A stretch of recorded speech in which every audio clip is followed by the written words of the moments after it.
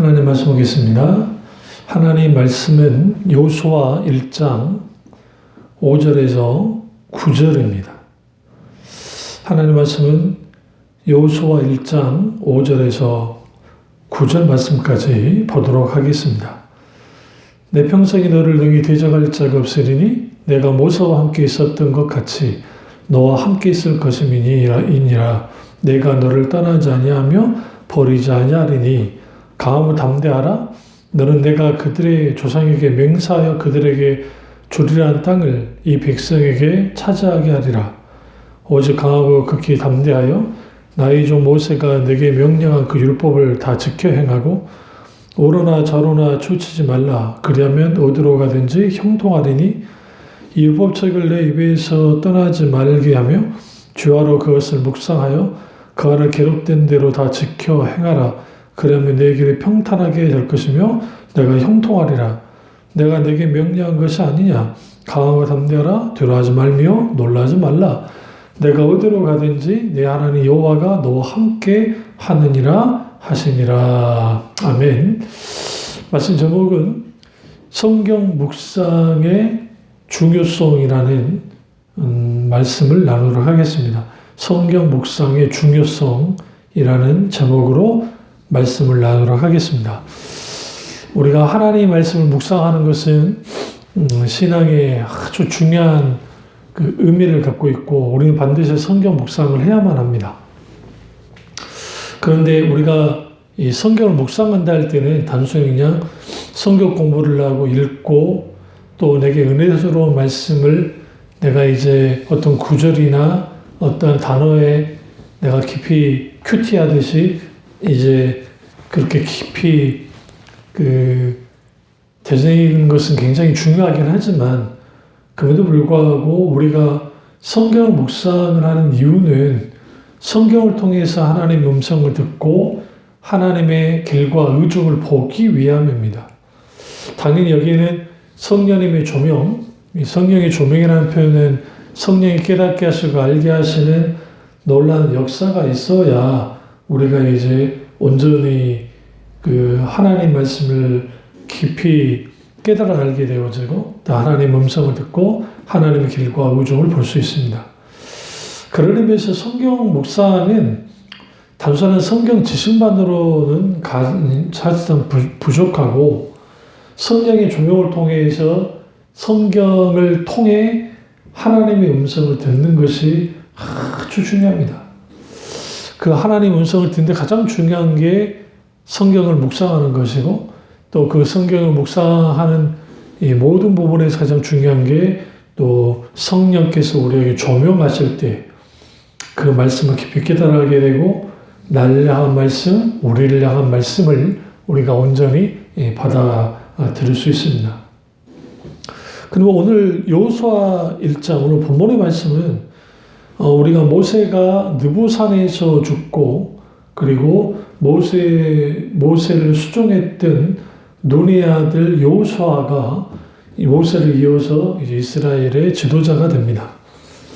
그리고 이제 이 모세가 느보산에서 죽고 난 다음에 가나안 이제 정복 마지막 하나님의 약속을 성취하는 일들을 여호수아가 감당해야 되고 실제로 하나님이 아브라함으로부터 약속했던 이런 모든 것들을 여호수아와 이스라엘 백성을 통해서 실현해 가시고 계시는 것을 볼 수 있습니다.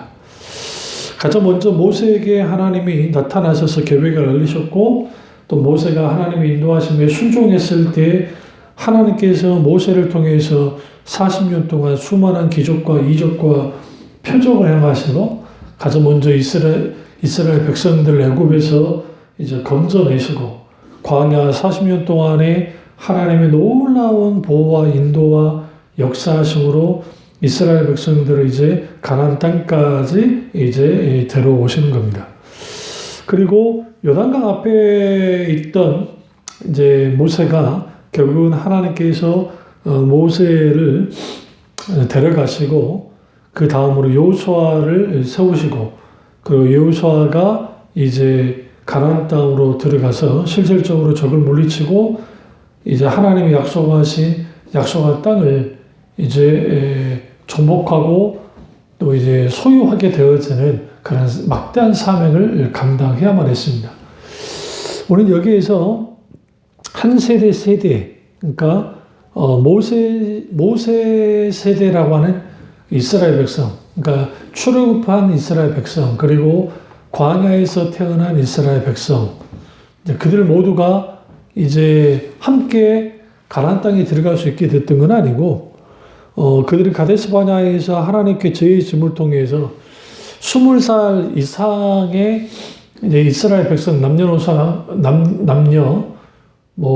노인들 한간없이 이제 20살 이상은 가나안 땅에 들어갈 수 없는, 그리고 이하 사람들은 이때까지 살아 있었다고 한다면 이제 가나안 땅에 들어갈 수 있고, 그리고 마지막 모세가 죽음을 통해서 모세가 120세에 죽었는데요.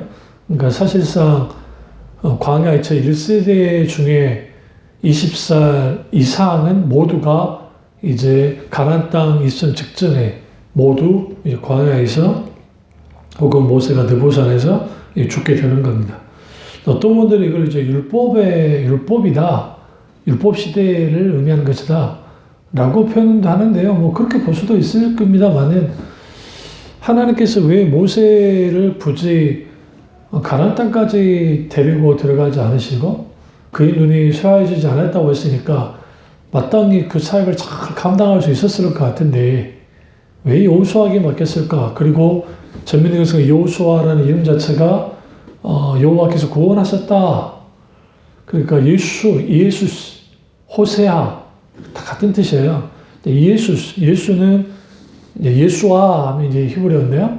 이제 예수 이건 이제 헬라어거든요. 그러니까 그 이름은 다 똑같은 이름입니다. 그러니까 예수 그리스도의 구원을 예표로서 여호수아를 통해서 보여주시는 것.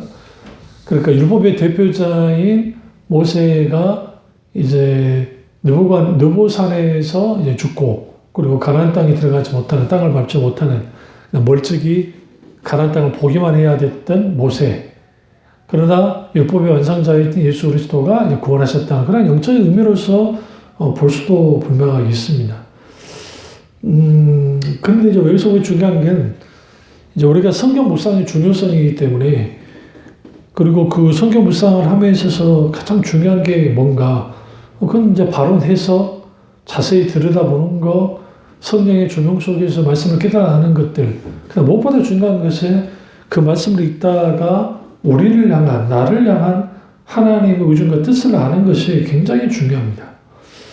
그래서 여호수아 1장 7절에 오직 강하고 극히 담대하여 나의 종 모세가 내게 명령한 그 율법을 다 지켜 행하고 우로나 좌로나 쫓지 말라. 그리하면 어디로 가든지 형통하리니 라고 말합니다. 그러니까 하나님이 엄청난 일을 하실 거라고 말씀하시면서 내가 너와 함께 하겠다. 여호수아 너와 함께 하겠다. 그래서 이 일을 가능하게 할 것은 곧 하나님이심을 드러내고 있습니다. 그런데 하나님의 길로 행하려면 하나님 말씀에 엎드려 그 말씀을 묵상해야 되고, 그 말씀을 통해서 하나님의 길과 의중을 발견해야 된다는 거, 이게 굉장히 중요합니다.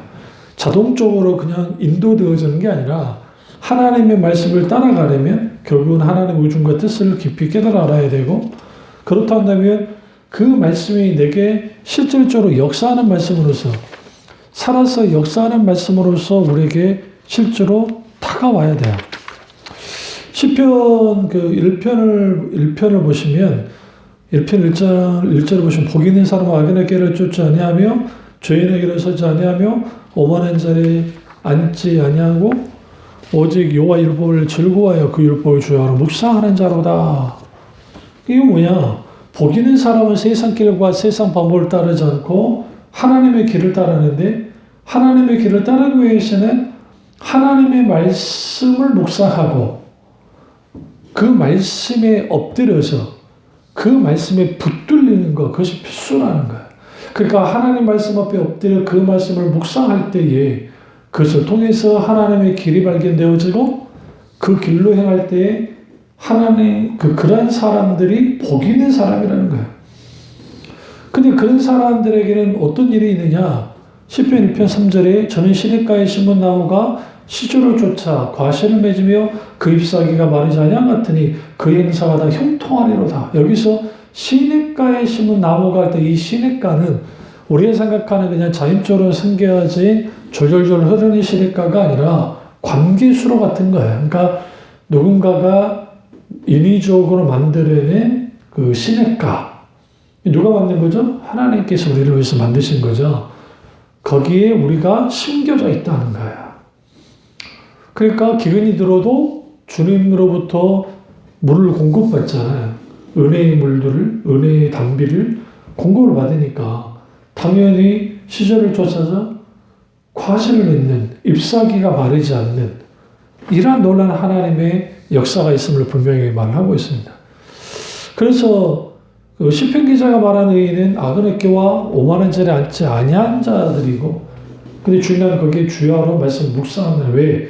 주야로 묵상하는 사람들에게 있게 되는 게 뭐냐면 영적인 분별력이에요. 그래서 무엇이 악이고 무엇이 선인지, 무엇이 의로운 것인지, 무엇이 더러운 것인지를 알기 때문에, 그래서 우리가 하나님의 말씀을 주야로 묵상하는 게 중요하고, 하나님의 말씀이 뭐라 말하는 게 굉장히 중요한 거예요. 우리는 말씀보다 더 앞서가도 안 되고, 그렇다고 말씀보다 뒤서도 안 돼요. 우리는 철저하게 말씀을 따라야 됩니다. 그러니까 하나님의 말씀이 우리를 이끌어 가시는 대로 그만큼 따라가면 되는 거예요. 근데 이제 문제는 뭐냐면 우리가 말씀보다 앞서거나 지나치게 말씀보다 뒤쓰는 거, 때로는 말씀 외에 다른 것을 더하거나 혹은 말씀보다 더 빼는 이런 말도 안 되는 행동들을 하면 안 되는데, 문제는 이제 큐티를 난다. 그래서 말씀을 깊이 묵상하고 큐티를 난다고 하면서 정작 그 말씀 전체를 보지 못하고 문맥이 보지 못하고 한 구절과 한 단어에만 집중하다가 오히려 격기로 빠져버리는. 그러니까 나 혼자는 자뻑 은혜를 받을 수 있을지 모르는데 즉 성경 자체에서 우리에게 말씀하시는 것을 깊이 알지 못하는 그런 일이 벌어져요.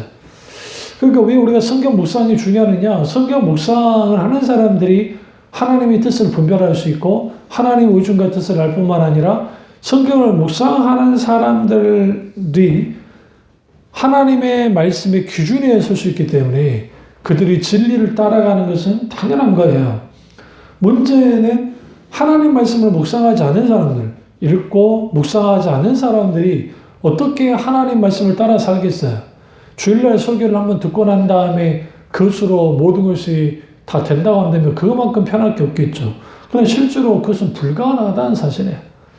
그렇다고 한다면 우리는 하나님의 말씀을 우리가 이제 읽고 묵상을 딱 깊이 해나갈 때에 여기에서 우리가 분명히 볼 것은 하나님이 지금 뭐라 말씀하시는지, 그래서 여기서 중요한 게 지금 여호수아를 향해서, 이 말씀 여호수아가 하는 말씀이니까 그 시대에, 성경 시대에 그 사람들에게 주께서 지금 뭐라고 말씀하시는지를 먼저 들여다봐야 되고, 두 번째는 여호수아 입장에서 그 말씀을 어떻게 받아들였는지 내용 보면 나오잖아요. 그러니까 어떤 태도를 가졌는지를 들여다봐야 되고, 그러면 당연히 세 번째는 하나님의 관점에서 볼 필요가 있으니까 하나님의 관점에서 왜 이 말씀을 하셨는지, 그러면 당연히 여호수아의 관점에서 이 말씀을 어떻게 받아들였는지, 이게 굉장히 중요한 거예요.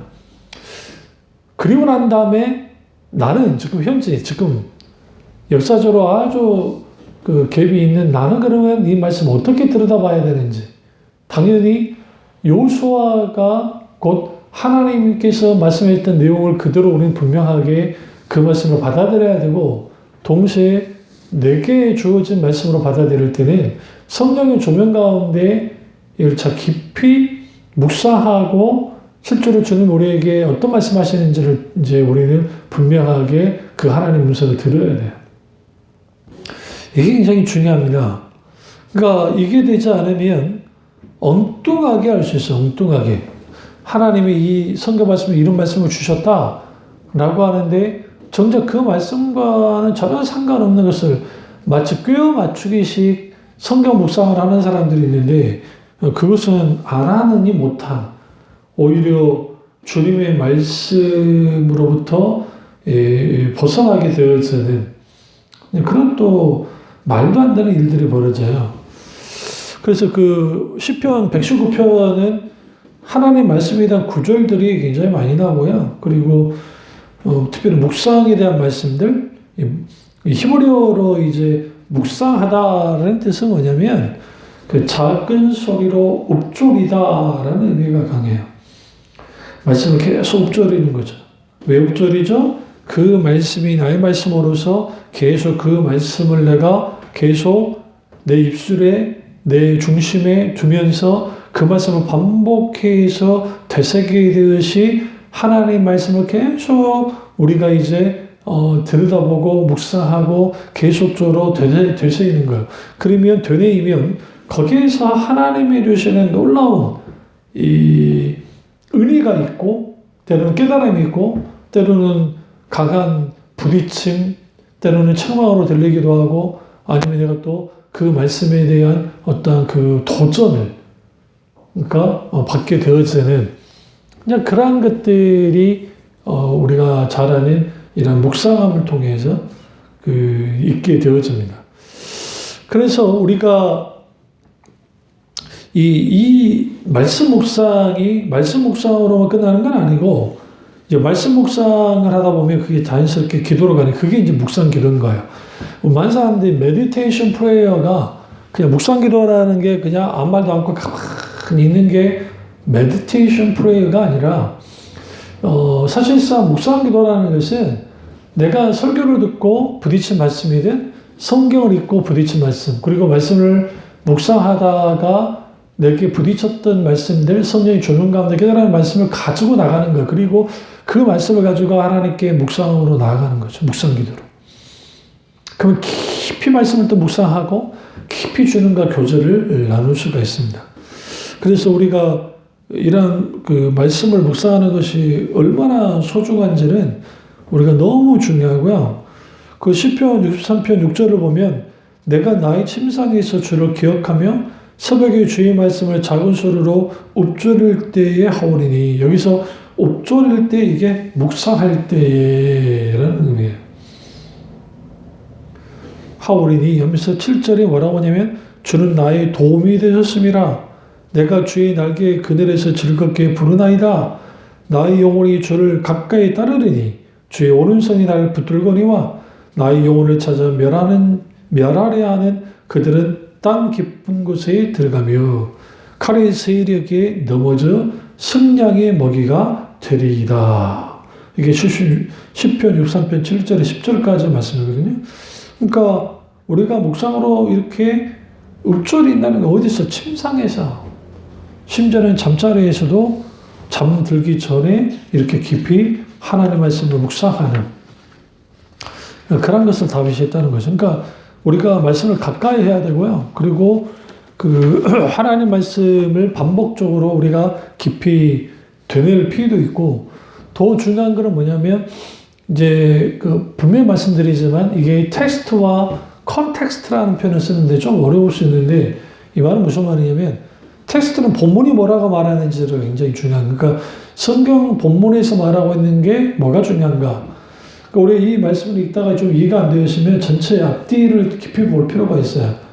그러니까 우리가 특별히 서신서를 이제 신약의 서신서를 읽다 보면 왜 다윗이 그 바울이 예를 들어 뭐 빌립보서에서든 뭐 에베소서든 뭐 그런 데서 왜 이렇게 말했을까? 그러면 이해가 안 되면 전체를 볼 필요가 있어요. 빌립보서에서 몇 면이 흐르는가? 에베소서, 골로새서에서 몇 면이 흐르는 게 뭐냐면 이게 옥중 서신이거든요. 그러니까 디모데후서 같은 경우에는 마지막 그의 요원적인 마지막 서신이라고 할 수 있기 때문에 그 문장이든 또 그 메시지든 아주 굉장히 다릅니다. 그러니까 그렇게 들여다보면 이런 이 본문을 볼 수 있는 그러한 능력이 있어야 되고 그러려면 성경을 자주 읽어야 되고, 또 성경을 잘 공부해야 되고, 연구해야 돼요. 그래야 이제 말씀을 깊이 알게 되고요. 그리고 이제 컨텍스트, 그러니까 상황, 그러니까 이제 내게 적용하는 게 이제 중요한 거거든요. 그러니까 적용까지 가지 못하면 그냥 나 혼자 그냥 뭐 성경 읽고 성경 지식이 많이 있을 줄 모르지만 그거는 끝나버리거든요. 철저하게 우리의 삶에 적용되어지는 말씀으로서 나아가야 돼요. 그게 이제 가능하려면 하나님 말씀에 붙들려야 되고 또 그 말씀을 붙들어야 돼요. 그리고 성령의 도우심 속에서 은혜 가운데 말씀을 우리가 지키려 힘쓰고 애쓰는 것들이 우리 가운데 이제 요구되는 겁니다. 그럼 또 하나를 볼 기회가 있는데, 성경 묵상이 왜 중요하느냐? 그것은 그걸 하나님 음성을 듣고 하나님의 의중과 뜻을 알기 위함이다. 그러면 하나님의 음성을 듣고 하나님의 의중과 뜻을 알려면 어떻게 해야 되는가? 성경 묵상을 해야 된다. 근데 성경 묵상에서 그러면 중요한 게 뭐냐? 이제 그게 두 번째로 성경을 자세히 읽어야 돼요. 그러니까 묵상이 필수적인데, 성경 묵상이 성경을 자세히 읽어야 돼요. 왜냐하면 성경을 자세히 읽어야 우리가 잘못 이해하지 않아요. 단어 하나하나와 한 구절을 자세히 볼 필요가 있습니다. 그리고 성경 읽을 때 구와 구절의 관계를 자세히 연결을 시켜야 되고요. 그 다음에 문맥을 잘 봐야 돼요. 그렇지 못하면 우리는 어떤 일이 벌어지냐면, 성경을 제대로 이해하지 못해요. 그러니까, 그렇게 되어지면, 마치 우리가 그냥 수박 겉핥기식으로 성경 읽고 난 다음에 묵상하기 또 하는 게 문제죠. 그러니까, 큐티집들이 참 많이 나와 있는데요. 그러니까, 귀하긴 해요. 그리고 그 큐티집 구입하셔서 묵상하는 것은 참 좋긴 한데, 이제 문제가 있어요. 그게 뭐냐면, 그 큐티집을 만드신 분들의 어떤 수준이에요. 그러니까 그 수준이, 그러니까 제가 말씀드렸듯이, 막 은혜 받아, 자기가 깨닫고 은혜 받은 것 위주로 막 묵상점을 내버리면, 어떻게 보면 그게 참 큰 문제가 없는 것 같은데, 그런데 이게 가장 심각해져요. 왜냐하면 앞서 말했지만 본문은 그렇게 말하지 않는데, 이게 정말 이게 말도 안 되는 식의 해석들을 하는 거죠. 그러니까 이제 시중에 나와 있는 큐티 중에 귀한 것들도 있습니다만 그지 못한 것들도 많고요. 정말 수준 이하의 큐티집도 많아요. 그리고 과거에 우리가 성경 중에 관주 성경들, 그러니까 또 해설 성경들 보면 밑에다가 해설을 막 달아놓거든요. 그런데 이제 그 해설들이 신학대학 박사님들이 막 거기에 총 출동을 해가지고 거기에 각주를 달아주고 하시면야 괜찮은데, 그거 MDB 수준도 안 되는 분들이 거기다가 막 해설을 해놔버려요. 그러니까 그 해설을 읽어버리면 성경의 본래 말씀을 제대로 이해하지 못할 수도 있어요. 그러니까 잘못된 해석들이 해설들이 생각보다 많거든요. 그래서 좋은 방법이 뭐냐면, 이제 주석을 보면 좋겠지만, 평신도의 주석을 보긴 그렇고, 성경을 잘 연구한 그런 검단으로 연구한 책들이 있습니다. 그러니까 개혁주의에서 나온 책들, 그런 책들을 좀 도움받는 것도 유용하고, 또 하나는 번역본들을 사용하는 거예요. 그러니까 가장 좋은 거는 이제 우리가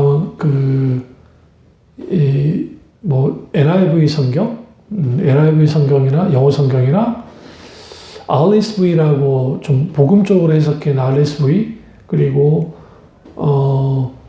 아니면 이제 한글 번역 중에는 이제 세번역이라든지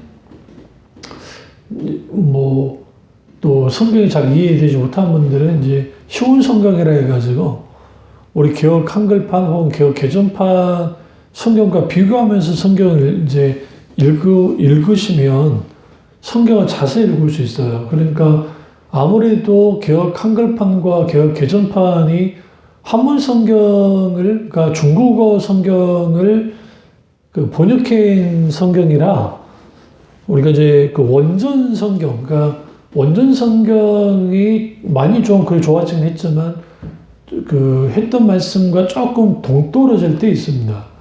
그러니까 이런 거는 이제 우리가 좀 깊이 좀 들여다볼 필요가 있어요. 그러니까 그래서 필요해요.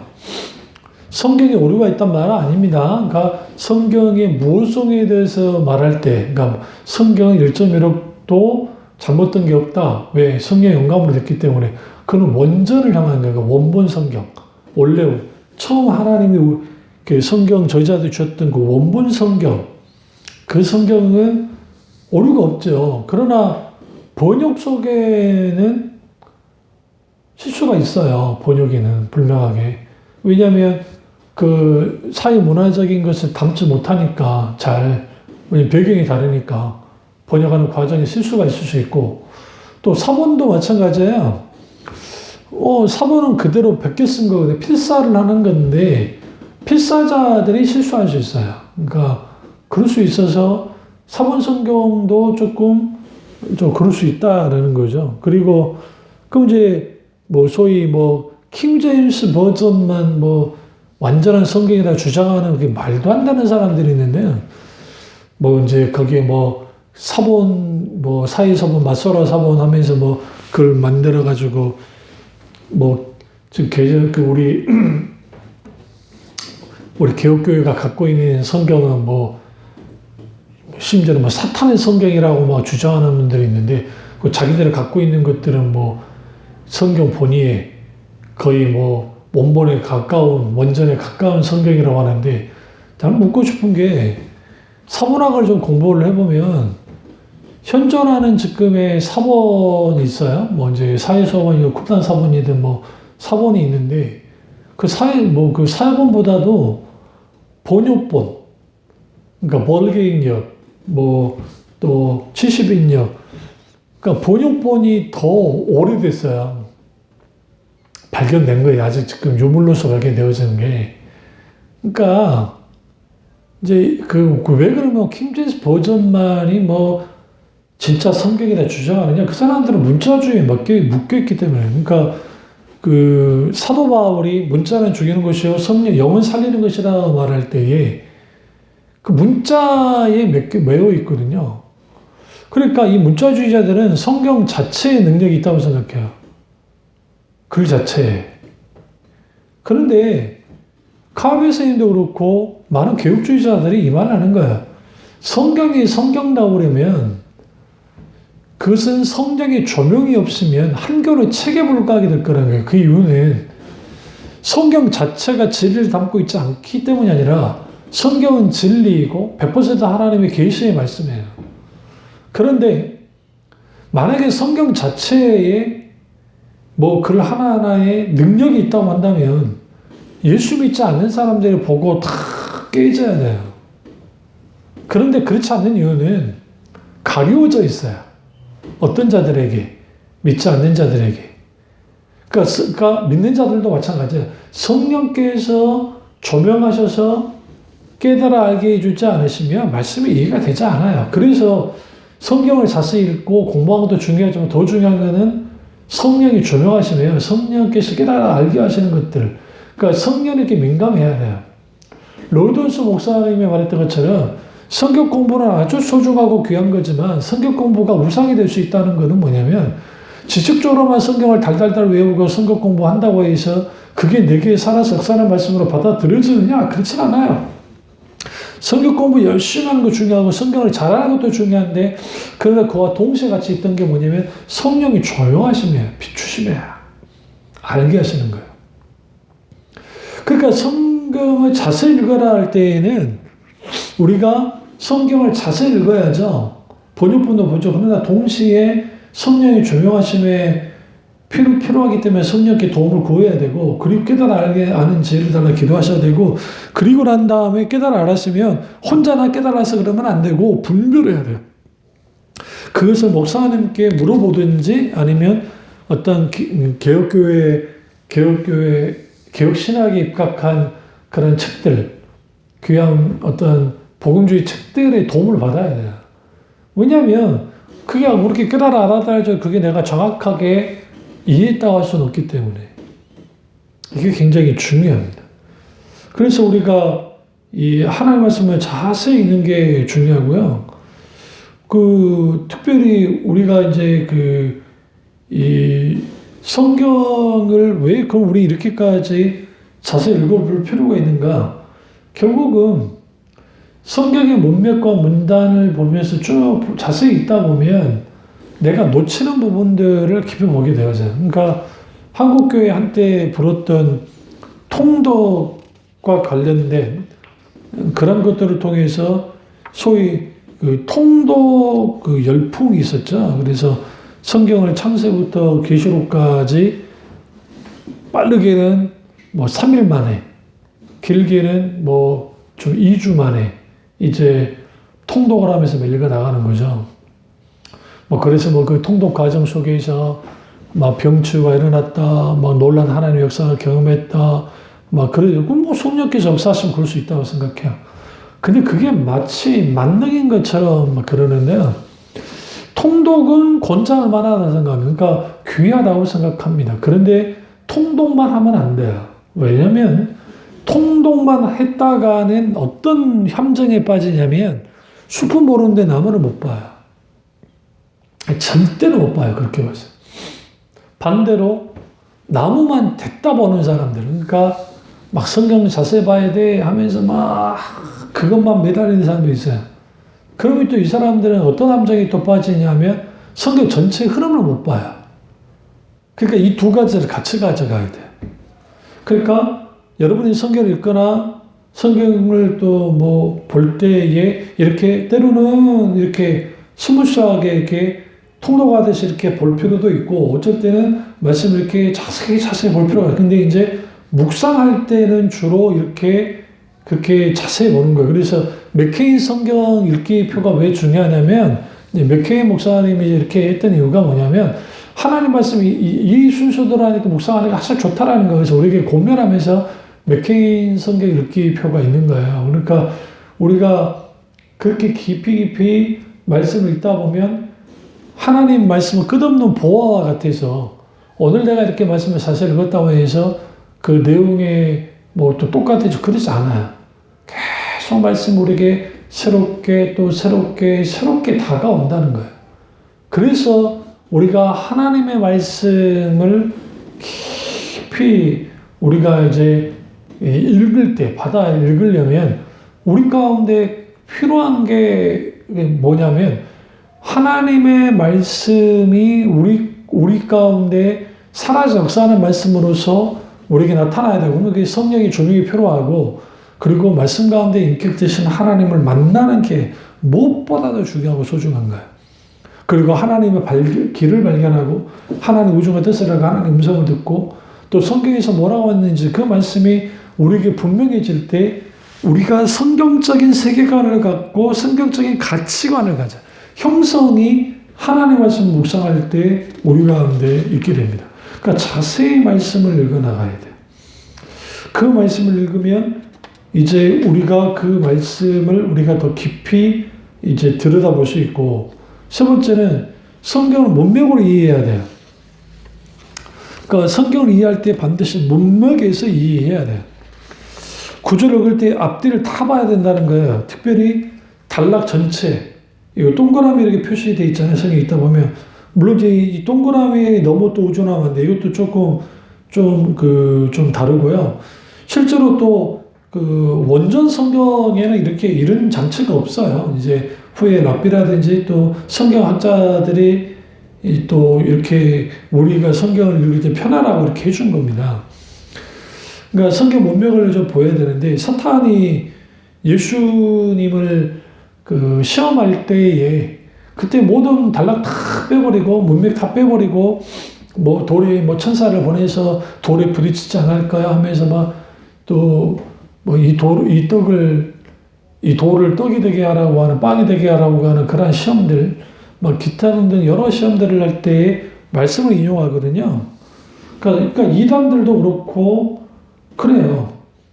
근데 이제 이런 실수들을 많은 사람들이 하는 이유가 뭐냐면 성경을 문맥으로 보면 그 말이 아닌데 계속 그렇게 들은 거예요. 그 대표적인 게 이제 신천지들이 주장하는 거. 로마서 3장 7절을 보세요. 이 말도 안 되는 걸 가지고 이들이 이제 그 이상한 짓들을 하는데 로마서 3장 7절을 보시면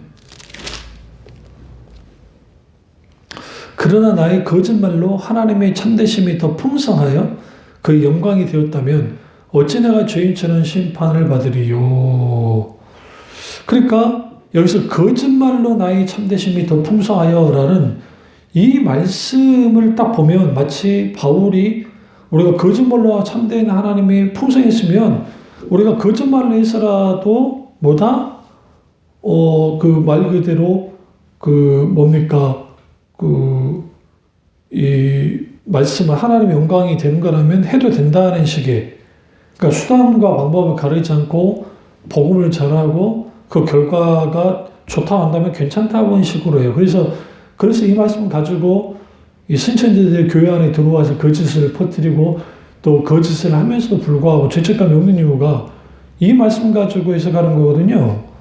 그런데 NIV 성경도 그렇고 또 헬라어 원전을 들여다보시면 그 말은 전혀 관계없어요. 그러니까 그게 뭐냐면 어떤 사람이 이렇게 주장할 것이다 하는 것을 전제하는 거예요. 그러니까 이게 이제 이 전체 그 NIV 성경 이렇게 말하면서 그 사람들이 주장하기를 나의 거짓말로 하나님의 참되심이 더 풍성하여 그 영광이 되었다면 어찌 내가 죄인처럼 심판을 받겠느냐라고 사람들이 이렇게 말했다는 거예요. 그런데 여기에 그 8절을 보시면 또는 그러면 선을 이루기 위하여 악을 행하자 하지 않겠느냐? 어떤 이들이 이렇게 비방하여 우리가 이런 말을 한다고 하니 그들은 정죄받는 게 맞다. 여기서 정죄받는 게 마땅하다. 이들의 말이 이제 앞에 있는 소위 거짓말로 하나님의 영광을 드러낸다는 것, 선을 이루기 위해서 악을 행한다는 것, 이런 것들은 뭐냐? 정죄받는 것이 합당하다라는 거예요. 그러니까 사도 바울이 거짓말로 하나님의 영광을 드러라 선을 그 악을 행해도 된다는 말과는 전혀 상관. 우리 개혁 개정판 한글 성경만 읽어도 그렇고 NIV 성경이나 헬라어 원전을 봐도 실제로 그렇거든요. 그러니까 이제 이게 참 성경을 아전인수격적으로 이렇게 해석을 해버린단 말이에요. 그러니까 그들이 사람이 말하는 대로, 그러니까 그들이 주장하는 대로 막 이렇게 악을 행하고 선을 위해서 악을 행하는 것들, 그게 뭐가 문제가 되느냐는 식으로 나왔던 이 부분에 대하여 반드시 사도 바울이 그들은 정죄가 있을 거라고 말하죠. 그러니까 우리가 성경을 읽다 보면 이거 이해되지 않는 이 난해 구절들, 그 난해 구절들을 억지로 풀다가 무너지는, 그러니까 억지로 풀면 안 돼요. 풀려지지 않으면 놔두고 가셔야 돼요. 성경 해석하게 쓰는 게 있어요. 성경이 성경을 해석한다는 말이 있습니다. 그래서 우리가 관주 성경을 보라는 이유가 관주를 보면서 구절들을 여기 있는 말씀과 또 관주 비교하다 보면 말씀이 이해가 되는 경우가 많거든요. 아니면 이제 그걸 가지고 목사님께 물어보든지 그렇게 해야 돼요. 억지로 풀면 안 돼요. 억지로만 해석하면 안 된단 말이죠. 그래서 로마서 3장 7절에 이 말씀에 NIV 성경은 어떻게 되어 있냐면 우리의 불의가 하나님 의를 드러나게 한다면 사람들이 이렇게 말하지 않겠느냐. 나의 거짓말로 하나님의 참되심이 더 풍성하여 그의 영광이 되었으면 어찌 나도 죄인처럼 심판을 받으리요. 또는 그러면 선을 위하여 악을 행하자 이렇게 말하지 않겠느냐 하는 뜻이에요. 그러니까 결국은 신천지가 주장하는 것은 이 말도 안 되는 아재인수교의 해석을 하는 것이고 결국은 결론은 뭐냐? 정죄받는 것이 옳으니라. 그래서 여러분 성경을 읽으실 때 정말 조심해야 할 게 뭐냐면 성경을 읽다 보면 내가 아전 인수격에서 그래. 그래서 이제 여러 번역본이나 그런 것들을 에라비 성경이나 보다 보면 이게 바로 해석이 되어지는 겁니다. 이런 바탕 위에서 성경을 묵상을 해야 돼요. 그래야 바로 묵상해요. 그러지 않으면 엉뚱하게 내가는 은혜가 될 줄은 모르지만 말씀과 전혀 상관없는 묵상하게 되고, 그러니까 말씀 묵상의 중요성은 가장 중요한 이유는 뭐냐? 하나님 음성을 듣고 하나님 우중의 뜻을 파악하고 그 말씀을 붙들고 그리고 그 말씀을 살아내는 것까지 성령의 조명과 역사 속에서 나아가는 거예요. 그럼 거기에 말씀의 풍요로움이 있고 말씀으로 강건해지고 영육간의 강건함이 있죠. 이러한 성경 묵상으로 나아가는 참여종업 교우들 되시기를 주님으로 축원합니다. 기도하겠습니다. 사랑의 역사주 우리 중 우리와 함께 하시고 우리가 말씀의 묵상 가운데 깊이 들어가게 하셔서 그 말씀 묵상 가운데 하나님 음성과 하나님 우중의 뜻을 알게 하시고 보다 더 깊이 하나님의 마음을 알고 또 하나님 말씀을 살아내는 우리 교도 다 될 수 있도록 은혜 베풀어 주시옵소서. 주님을 혼론과 같게 원하고 예수님의 이름으로 기도드립니다. 아멘.